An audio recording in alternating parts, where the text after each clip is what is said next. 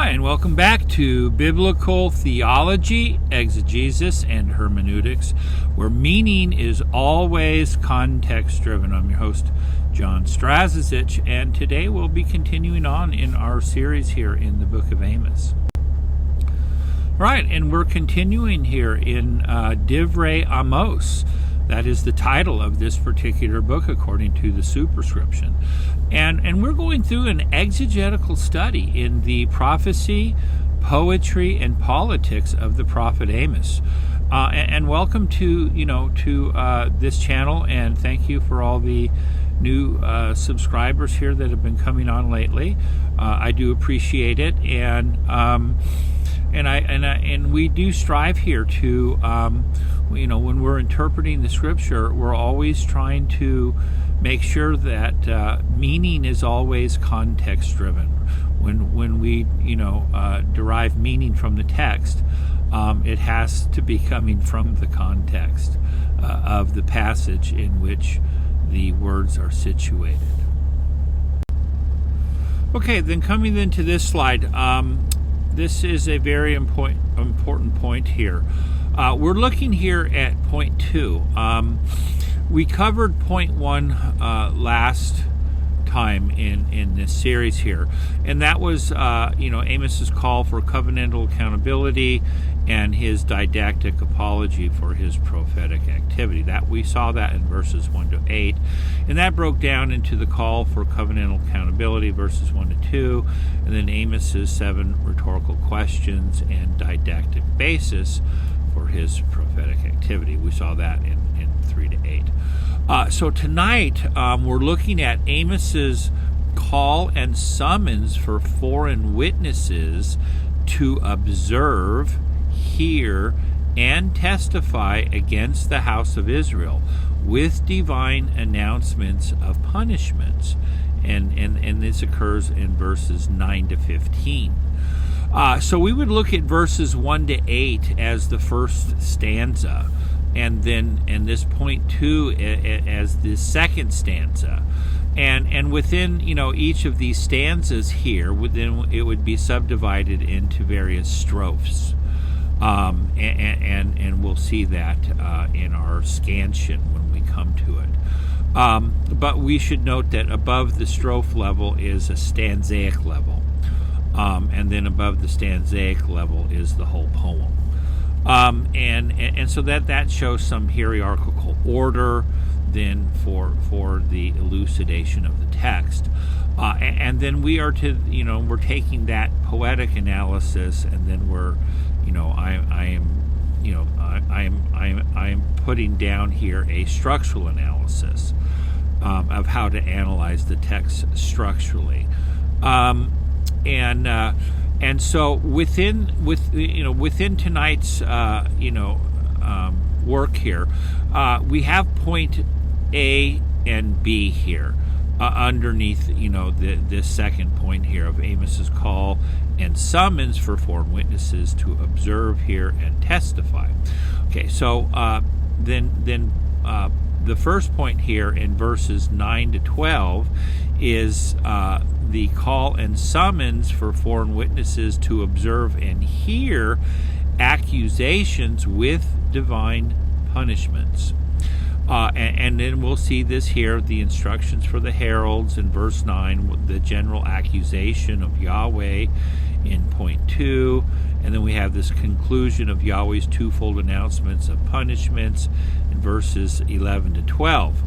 And then the second point here in point B is a call for foreign witnesses to hear and testify against the house of Jacob with a basis statement of punishment. And then this all comes down here in verse 13, which is the call for foreign witnesses to hear and testify against the house of Jacob. And then the basis of the witnesses' testimony is Yahweh's announcement of judgment on the Bethel cult and Israel's crimes, and that's in verses 14 to 15. And this here is my analysis of the text, I've refined it a couple times. I'm becoming very comfortable with it. But what what chapter 3 does is that, once we have all these instructions for heralds, and then to hear accusations and testimony, and then for them to make for them to testify against Israel. This is all forensic literature. This becomes, this is why, scholars look at this and, say, hey, wait, this is talking about a covenant lawsuit. It may not be the classic Reeve, covenant lawsuit that we'd find in Micah, but it has all the other elements here, of forensic elements here, of hearing, testimony and accusations, and then Yahweh's, announcements of punishments. So this is definitely, forms a courtroom, scene here, and the the words of Finley are very apropos. Yeah, and I think it is apropos here to revisit the statements here of Thomas Finley, addressing himself to the entire family that he brought up from the land of Egypt. The Lord calls for the punishments of Israel on the basis of her unique election to covenant relation with him in 3:1-2. One can get a good overall view of the chapter by imagining a courtroom scene where a lawsuit is brought against Israel by the Lord. The opening statement of 3:1-8 includes a summons for Israel to hear the proceedings, verse 1, the initial call for Israel's punishment, 2, and a justification of the charges based on the authority of the Lord, of Amos, the prophet, as his representative in 3:1-8. And then Amos summons foreign nations as witnesses of Israel's crimes in 3:9-10, and concludes with an announcement of punishment against the land, the people, and the altars of Bethel, and the luxurious houses in 3:11-15. So this here is very is very justified. And it may not be the classical, like I said, the Reeve covenant lawsuit that we'd find in Amos, but it includes all of these forensic elements here of summoning of witnesses, and them to hear and observe and then testify, and then to hear Yahweh's announcements of judgment. Okay, I really don't want to do anything much with this particular slide here. I just want to, this is what we covered last week, and so if you missed that, this is the structural analysis that I made for that. So you can go back and listen to that slide. It was very informative for coming to this section here in chapters 3-6. Okay, then coming once again here to the Aleppo Codex, we pick up here, this ends verse 8 right here in this phrase, Lo Yinave, and we pick up right here, Hashmi'u. Hashmi'u al Arminot bit Ashdod vit al Arminot bit Eretz Mitzrayim. Ve'imru he asafu al Hare Shomaron Ure'u mehumot rabot betocha va'ashukim bekirba lo yadeu asot nechocha neumaronai ha'otzerim Hamas vashod be'armenotehem. Okay, so this is just a photo here. Enhanced photo here from the Aleppo Codex, and what we just read was make a proclamation before, and we'll say, the palace fortresses in Ashdod, and before the palace fortresses in the land of Egypt. and say, gather upon the mountains of Samaria and see the great tumults, or the great, the great panic within her, and oppressions within her. They do not know how to do right, declares the Lord. Those who treasure up violence and destruction in their palace fortresses. And so this is how the section of the text begins for us here, and we're basically looking here at verses 9 and 10, and so if you have your Bibles, go ahead and open them up, and I don't know if we're going to be continuously reading here out of the Aleppo Codex. We'll look here at the scansion in our next slide. Okay, then moving right along here. On this particular slide, as we've grown customary to using John Hobbins's framework here for analyzing a poem. Once again, up here we have Kav, and this stands for line. And like I've said before, I've used my liberty here to make some differences from the way that Dr. Hobbins uses it. And the Samek here stands for strophe, and we may be able to put in here something else for for the stanzaic level. That may be something that we should incorporate. And then we have Rak et Kem Yadati. This then is the title of the poem here, and we're going to say that this poem here is going to then cover this amorphous material that covers all the way from chapters 3 to 6. So we have, Amos, 3 to 6 here with this particular this wording here, and then we have Dephos metri here, and that's the metrical pattern, which looks at the prosodic words here, such as in verse 9, Hashmi'u al Armenot be Ashdod. So we have a 3-3 here in this particular distic here that begins this unit.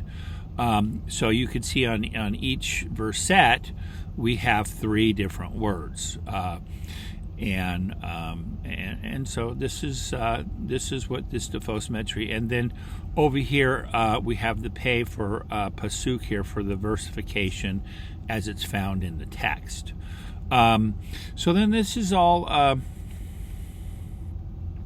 good stuff here, and you can see that there's got to be some limitation here to the strophic material, and you can see that I have divided up the text appropriately here, and I have used monocolons here for this introductory speech reporting formula, introducing here for the punishments or the judgments upon Israel, and you'll see that a lot of scholars do this, and so I think the monocolons here are appropriate for this particular text. But we will. This is just for you to see the scansion of the colorimetry for this particular text that we're working on today. And so we are working on verses 9 all the way down here to 15. So that's going to cover our material here. Okay, now coming then to this particular slide, we're going to come to our first unit here, and what we're looking at is verses 9 down here to 12, and that's going to be our first major unit here under the lowercase a here. And then verses 13 to 15 will take up our second major point that will end the chapter from verse 13 down to 15. And what I've titled this particular unit here from verses 9 to 15 on the macrostructural level is Amos's call and summons for foreign witnesses to observe, hear, and testify against the house of Israel with divine announcements of punishment and or punishments. And the first one, the first unit here is a call and summons of foreign witnesses to observe, hear, accusations with divine punishments. And this is in verses 9 to 12 here, right here in this section. And then we're going to then subdivide, this first point here into 3 points here, okay? And the first one is going to be the instructions here for heralds to gather foreign emissaries.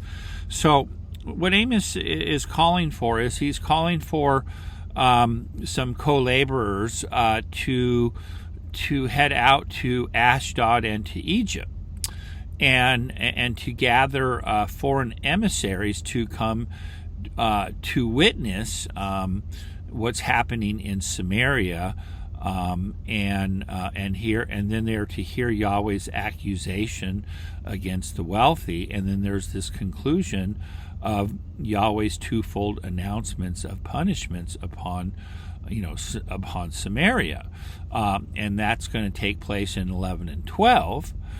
And so we have these instructions for the heralds to gather these foreign emissaries, and then in verse 10 is then Yahweh's general accusation of for the gathering of these foreign emissaries, and then he's going to announce judgment. And so this is definitely, remember, as we were picking up, some of the scholars from a generation ago, they were much more apropos to jump on this as, having the background of a covenant lawsuit. And I follow that because this is all forensic, material here, especially because he's gathering witnesses for to summons to hear Yahweh's statement of accusation, and then to hear the judgments, and wait till we get to 13 to 15, and it continues for them to hear and to actually testify against the house of Jacob, these witnesses, and so this here is definitely it may not be the classic Reeve pattern lawsuit, but it has enough elements for it to clearly presuppose a courtroom setting. Okay, enough said there, and so we'll look at our text here, beginning in verse 9. Hashmi'u al armanot be'ashdod ve'al armanot be'eretz Mitzrayim ve'imru he'asafu al hare shomron ure'u mehumot Rabot betocha va'ashukim bikirba. Okay, so this just says proclaim or make an announcement upon the palaces in Ashdod. It's really kind of like the we'll think of this more like make a proclamation, you could say at or upon here, literally all, but upon the palace fortresses. That's probably a better understanding, I think, to how to understand Armanot here in these particular contexts. Palace fortresses is kind of the idea.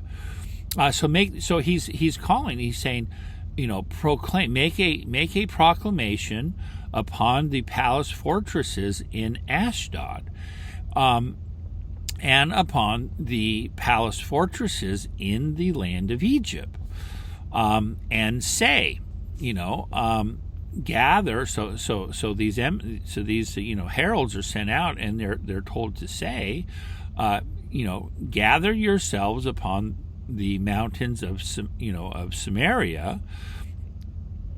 Excuse me. And he says, see. So he's asking them to be observers.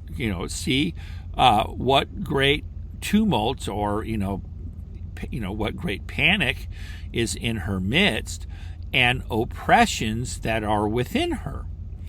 And so this is what they're called to be witnesses. And then in verse 10, Yahweh makes this as accusation. They do not know what to do, they do not know how to do right, declares the Lord. And this is velo yadeu asot nechocha neum Adonai. So they do not know how to do what is right.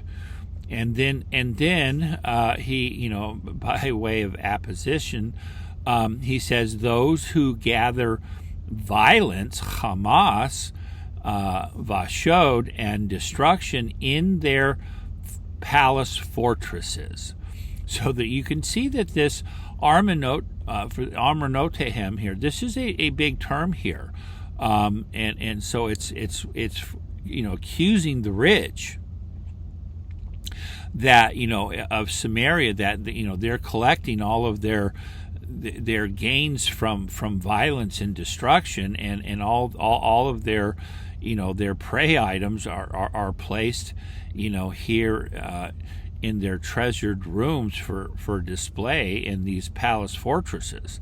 And what's the funny thing here is that these foreign, Amos is being instructed here to instructing his we could say his disciples to go to Ashdod and to the land of Egypt, and go to their to people that are wealthy, okay, and in Ashdod and Egypt. So what's happening here is that these foreigners in Ashdod, they're not as evil as the people in Israel. They obviously they still know how to do what is right versus what is wrong in Ashdod and Egypt. But God's own people, these apostate, people of Samaria, they don't even know, how to do right. Velo yadeu asot nechocha. They do not know how to do right. So this is very astounding here. That it's if thinking of America, you would be inviting Mexico and Guatemala, or we'll say something like Mexico and Canada to come and witness what's happening in Washington D.C. All the corruption that's going on, and so this is what Amos is doing here. And a lot of, when you start reading these commentaries, it's kind of odd that they don't really think that, they just think this is a literary phenomena. It's not meant to that this is literal. I just don't see God inspiring Amos to say this, and it's just some literary trope that isn't meant to be, that he didn't actually talk to some of his own disciples to go and and be these heralds, and to gather these foreign emissaries to come and witness what's happening in Samaria. So I actually, I'm just following the text. I'm presupposing that God's just not, speaking words into the wind. It doesn't really mean anything. And you're going to find this amongst the most conservative of writers. So, I don't really know what, I think they're out to lunch personally. Because I just don't think that God is just wanting Amos to be saying something figuratively that doesn't really mean anything. I mean, to me, that's very odd. So anyhow, so this is language of a courtroom. This is gathering of witnesses. And to witness something, and then to see, to be an observer, that Samaria doesn't know how to do what is right. And it's talking about the people of the same class, because they're to proclaim upon the palace fortresses in Ashdod and in the land of Egypt. So this is quite an undertaking. This isn't just something that's going to happen overnight. This here, could, can take quite a long time to accomplish this task, and so I just want you to be aware of that, and they are to witness that there's these oppressive people who are treasuring up violence and destruction in their palace fortresses here in Samaria. This accusation here in the second half of verse 10, they are what's causing here that, when these witnesses are to gather upon the mountains of Samaria here, they're to see these, the great panic or, confusion, in the midst of Samaria and oppressions, so they're causing social upheaval. And we understand that we've seen a lot of social upheaval not only in our own nation but throughout Europe lately, and the list can go on and on. But anyhow, so this is how we're to understand verses 9 and 10. Now, when we come here to 11, Lachain ko amar Adonai, and they want us to, to translate this Elohim for Yehovah, and there's some very good reasons here for retaining here the older divine name of Yehovah, and I will let's take a little sidestep here to talk about that. Okay, then I'm just going to speak, very shortly here. This is the Aleppo Codex, and this is Ezekiel chapter 3, verse 12, and it says, Va'eshma acharai kol ra'ash gadol beruk kevod Yehovah. Okay, and I heard behind me the sound of literally a great earthquake, or we could say a great rumbling. Okay, blessed is the glory of Yehovah. Okay, in English, Jehovah. All right, now, never in any manuscript, is of the divine name, are we ever going to see Yahweh ever written out, like in this particular spelling here, where we have Yahweh. Okay, it's never ever going to be written out like that. Okay, it's not going to happen. All right. And it never does. But the only time that we have when all the vowels are written out, we have Yehovah. Okay, we have Yeh, and then we have Yehovah. All right. And so this here is then the divine name, and there's no good reason for the Aleppo Codex to put in Baruch Kavod Yehovah here, otherwise than that this is the divine name, and so this is just. It's just my hunch. I know all the other, reasonings. It's not as if I don't know. I was schooled, So I know the other reasonings, but I'm just gonna, I'm just gonna have a different opinion at this point. And I'm going to say that this just may be the proper way then to pronounce the divine name. Okay, then we'll come back here to our text, and we took this little detour here when we came to verse 11. Lakein ko amar Adonai Yevi. So obviously they want you to pronounce this Elohim here. And this is what the Leningrandensis text has done. So I'm not going to get in a big.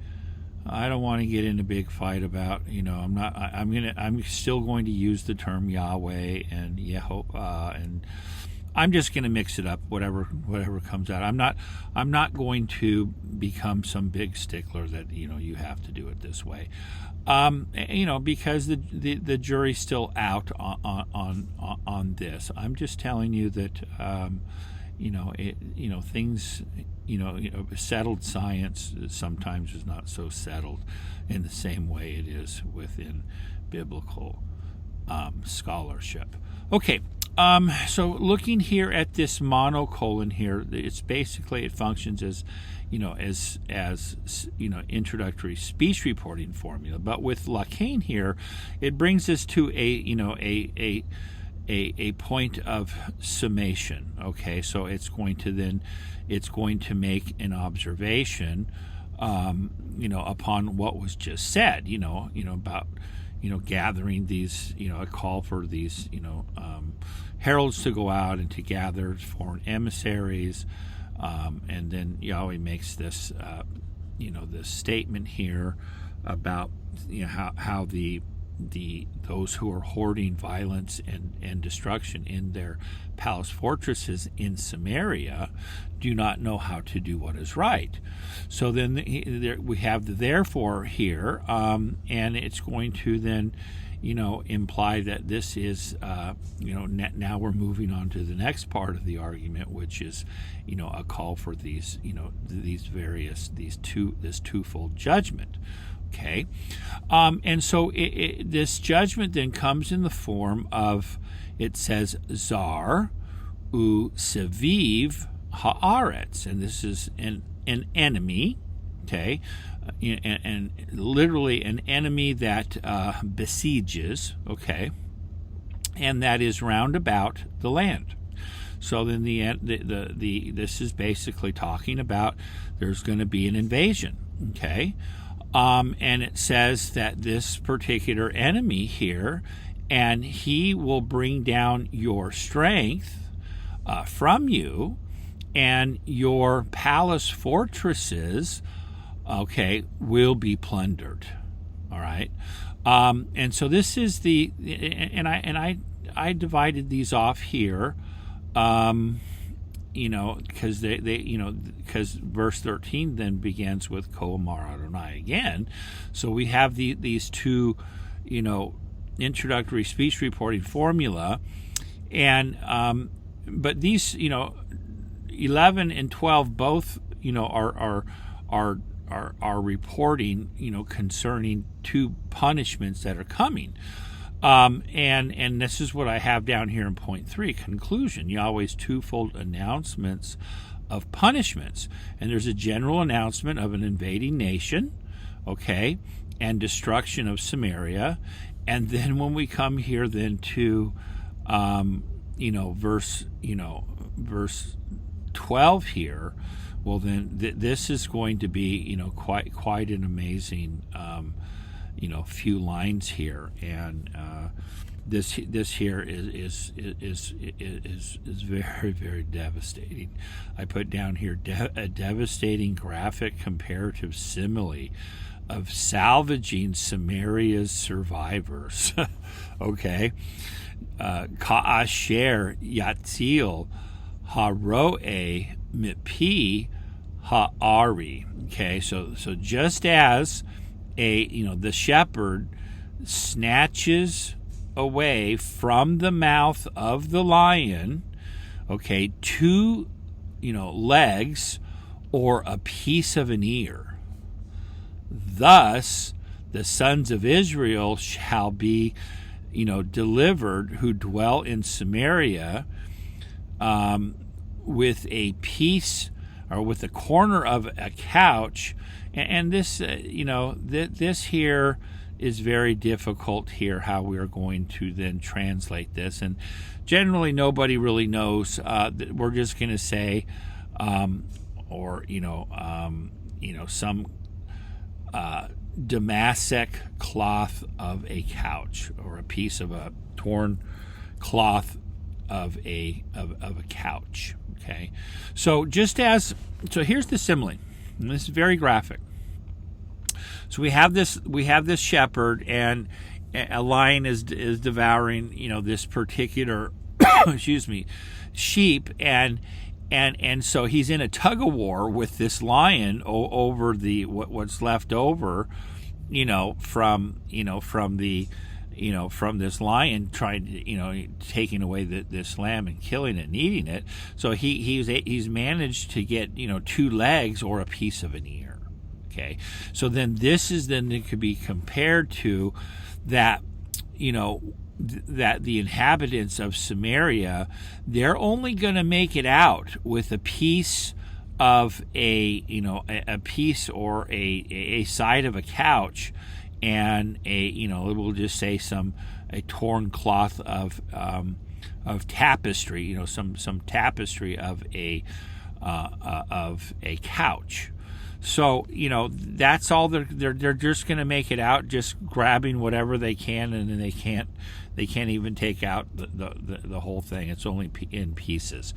So it's certain destruction, and the very the very reason here for again, Amos loves the analogy of the lion. You got to remember, you got to go back to Amos chapter 1. Verse 2, that that it says Yahweh roars from Zion, and he lifts up his voice from Jerusalem. Okay, so he's pictured as a lion, and that's the motto, and it's very apropos because God is threatening here and proclaiming judgment upon northern Israel because they have broken the covenant, and they have violated the covenant, and they're the two are not walking together any longer. They have you can only walk together if you have an agreement. There's no longer any agreement between Yahweh and Samaria, and so this here is some of the most devastating lines of poetry that are imaginable. Verse 12 is very graphic, and then explains exactly how it's a comparative simile of salvaging Samaria's survivors. They won't make it out with anything. They're just their own. In this particular case, they won't even be able to carry out any furniture. You only have a piece of it. Okay, then moving right along here, we're coming here then to verses 13, 14, and 15, and this is point B here. Call for foreign witnesses to hear and testify against the house of Jacob with basis statement of judgment. And so we have this call for foreign witnesses to hear and testify in verse 13, and then the basis of the witness's testimony is an announcement of judgment on the Bethel cult and Israel's crimes, and that's going to occur in verses 14 and 15. And so the text here begins, Shim'u v'ha'idu b'veit Yaakov ne'um Adonai yevi. Okay, and look at this title, Ne'um Adonai, and we're just going to follow the Leningrad Codex here. So Ne'um Adonai, and then they want to say Elohim, Elohe, Hatzevaot. So this declares the Lord God, the God of hosts. Okay, and so this is quite the epithet here. For referring to Yahweh here, by this, all these titles here. So the more titles that that you're going to attach to God's name, well then, the more powerful the statement is supposed to be understood as. Okay, and he says Ki b'yom pokdi. All right. For in the day I visit, or traditionally they just say in the day I punish, and this is then the Pishe Yisrael Alav, the crimes of Israel upon it. I shall punish the altars of Bethel. And the horns of the altar shall be hewn off and fall to the ground, and they will fall to the ground. And I will strike the winter house and the summer house, and the houses of ivory shall perish, and great houses shall be swept away. Ne'um Adonai. Okay, So then here, just remember the word house here is said over and over again, okay? And it first occurs here, that these, now listen to this, verse 13, hear and testify against the house of Jacob. Now, who is to hear this? And who is to testify? Well, we just saw in the previous verses where, Amos was calling for, on his, we'll suppose his disciples, to be, to go as heralds, to the palace fortresses that are in Ashdod and in Egypt, and to proclaim upon them, to, for them to gather as witnesses to the mountains of Samaria, to see, the crimes that are being committed in Samaria, okay? And now when we come to verse 13, hear and testify against the house of Jacob, well, it has to be talking about the people that were summoned to come to Israel. And once again, like I said, you're going to find some wild, ideas in your various commentaries, for most of them, and I'm just going to say that this is why I put call for foreign witnesses to hear and testify against the house of Jacob. Now, what's important here, Beveit Yaakov, is that, well, the house of Jacob, all right, and then when we come down here, that all of this here is taking place in Beit El, where on the day I visit the we'll say the crimes of Israel upon it. I will visit Beit El. I will visit upon the altars of Beit El.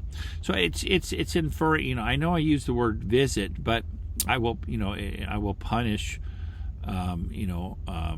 the altars of Bethel.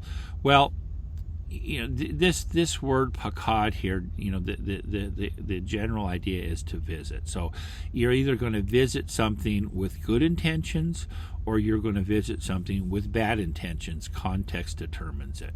So I will visit, so this one is meant to be understood that he's coming, his visitation is not going to be,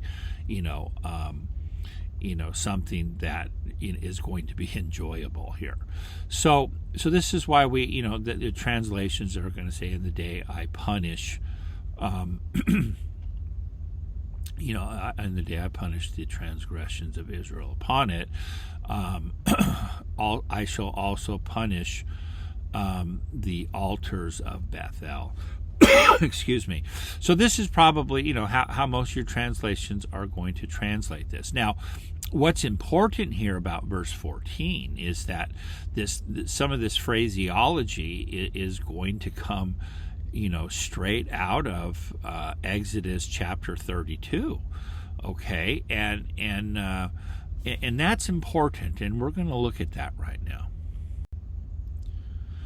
Okay, then coming here to this text, we're going to be looking at the intertextual echo that is obviously coming from Exodus 32:34, and to get to, it's right down here is the echo here that we're going to see.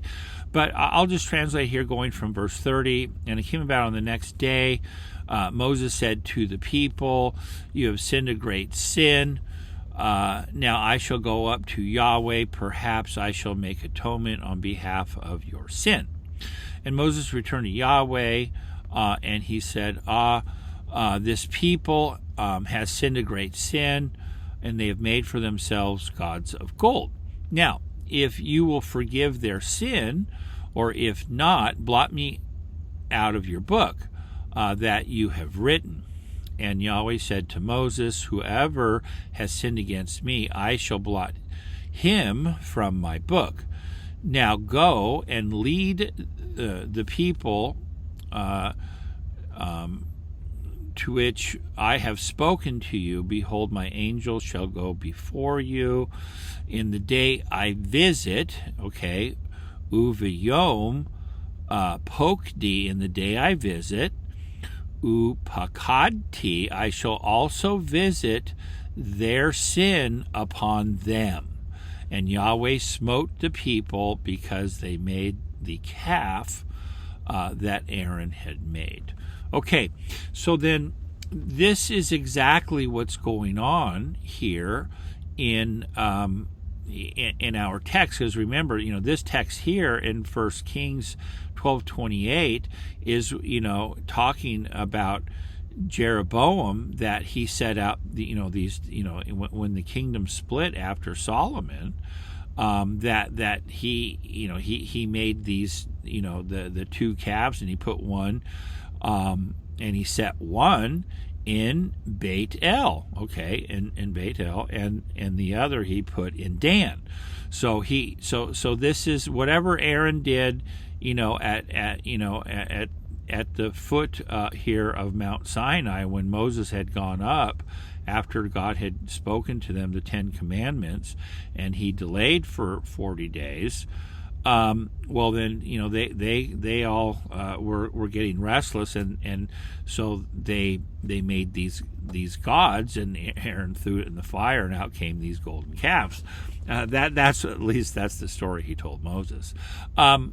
But here for Amos then to repeat the words, "On the day I punish, I shall punish upon them," their iniquities, or whatever the text here, he's going to visit upon the altars of Bethel. So Bethel here is exactly this whole sin that that Jeroboam did, and that Jeroboam was repeating the sin that the Israelites did at the base of Mount Sinai. So this is definitely intertextual echo language, and it's specifically, if you're going to echo something from Exodus 32, where they broke the covenant, and Moses saw this, he smashed the tablets. in the brook at the base of the mountain, well then this is all about the you can't read Amos without looking at this as covenantal language and a covenantal lawsuit and all of that, and this intertextual echo here from Exodus definitely points that way, and it's definitive, and this is what's important about looking at allusion, and that's what I my dissertation I worked on this type of material, and so it's very important. So where Amos is fishing from to get his wording. He's going back to the sin of the calf, where Aaron said, "These are your gods who brought you up from the land of Egypt." I mean, pointing to the idol that they just created. So this is why God, the house of Beit El. Remember, God appeared to Jacob at Bethel, and this is why Jeroboam set up the false worship cult at Bethel, was because Bethel was the place where God appeared to Jacob. So he was polluting the pure Yahweh worship. It was only to be done in one place, and that was in Jerusalem. And they were supposed to, Jeroboam and his people were to go, to Jerusalem and worship Yahweh at that temple site, but they would have nothing to do with that. They were motivated by fear, that he would, the people would become, would show their allegiance towards Judah instead of to him. So this is the weakness of men, and then out of that comes this rebellion, and 100, almost 200 years later, it's they're being booted out of the land in 722. Okay, then when we come back to this text to look a little bit closer, it says, Shim'u v'ha'idu b'veit Yaakov. So this just says, hear and testify against Jacob. So these are these foreign emissaries. Remember, they are in Samaria, around about in the environs there, and they are to then hear the testimony, and then they are then to testify against the house of Jacob. All right. And then it's, we have this big long appellation, declares the Lord Elohim, the God of hosts. All right. Or you could say, declares the Lord Yehovah, God of hosts. And then we have this basis statement, for in the day I punish the crimes of Israel upon them, I shall also punish the altars of Bethel, and the horns of the altar shall be hewn off, and they shall fall to the ground. We'll just stop there.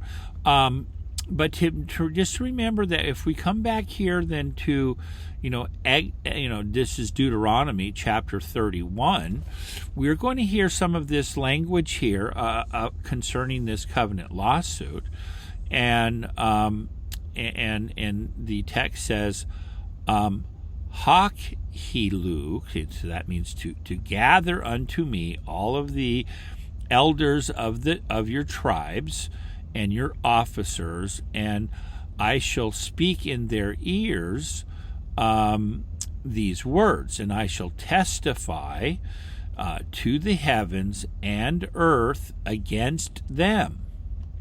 For I know after I die that you shall certainly corrupt yourselves, and you will turn aside from the way that I commanded you, and evil will befall you in the latter days. for you shall do evil in the eyes of Yahweh, to vex him with the works of your hands. And Moses spoke in the ears of all of the congregation of Israel the words of this song until they were completed. And then what he does is that goes straight into the Song of Moses, where it says Ha'azinu Shemayim V'adabera V'tishma Ha'aretz Imre Fi. So this goes straight into, hear, O heavens, and I shall speak, and listen, O earth, to the words of my mouth. So this language here of listening and then testifying here, because we just saw this here, and I will testify to the heavens and the earth against them. Okay. So here, they're being gathered, okay, to hear the testimony and the words of the words that Moses was going to tell them, and then he's testifying to the heaven and earth against them, that they are going to then in the latter days apostatize, basically, and that evil would befall them. And then he goes right into the Ha'azino of chapter 32, which is the covenant lawsuit there. And you can see here that this text down here, this is how Isaiah begins in verse 2. Shim'u Shemayim v'ha'azini eretz ki, we'll just say Adonai deber. Hear, O heavens, and give ear, O earth, for Yahweh has spoken. Sons I have reared and raised up, but they have rebelled against me. An ox knows his master, and the donkey the crib of its master. Israel does not know. My people have no self-discernment. We'll just say something like that. Discernment of themselves, who they are. Even though, an ox knows its owner, and a donkey, the crib of its master. Well, Israel doesn't have a clue. They don't know, and they have no self-understanding of who they belong to. So this is how Isaiah opens up this way. So this is similar language here. We have this call to hear, and then we have the testifying, to the heavens and earth that they are witnesses. So in these texts, because Isaiah is following the heavenly witnesses of the heavens and the earth are to hear the testimony. But when we come to the book of Amos, it's having Ashdod and Egypt. It's having the earthly emissaries instead of the heavenly ones. And so that's the difference here of these texts. But they use definitely some of the same language, and it's all forensic. And it needs, you just need to understand that, we're not just making things up. And this does have something to do with a covenant lawsuit of some type, but it's not on par with a Reeve covenant lawsuit. Okay, moving right along here, we're coming into verse 15. We're coming in for a landing here. And I will strike the summer house with the winter house, and the houses of ivory shall perish, and the great houses shall be swept away. Ne'um Adonai. So this is how it all ends here, and it's first of all, Yahweh punished the temple cult at Bethel. and that was for making the idols. The very first commandment. You shall have no other gods before me, and you shall not make for yourselves a graven image. The second commandment. So they broke the covenant, obviously, right off the bat, and so Yahweh is going to destroy Beit El, and that's what verse 14 is all about, and it's echoing Exodus chapter 32. So this is definitely all covenantal language. And then he's going to punish and attack their wealthy, the houses of the wealthy here. They have summer houses and they have winter houses, and these houses are made with ivory inlays, and this has also been found in the destruction levels at Samaria, and these great houses will be swept away, and this is an affirmation formula, a declaration of Yahweh. So it's going to happen. And so, this is a very, very severe judgment, and it's not, you're not going to sit here and soften any of this language. It's devastating language. Okay, this has been another session of Biblical Theology, Exegesis, and Hermeneutics, where meaning is always context-driven. I'm your host, John Strazisich, and hopefully this has been, a good session, and we're just trying to work through the text and follow it, and we're just trying to be, good Bereans.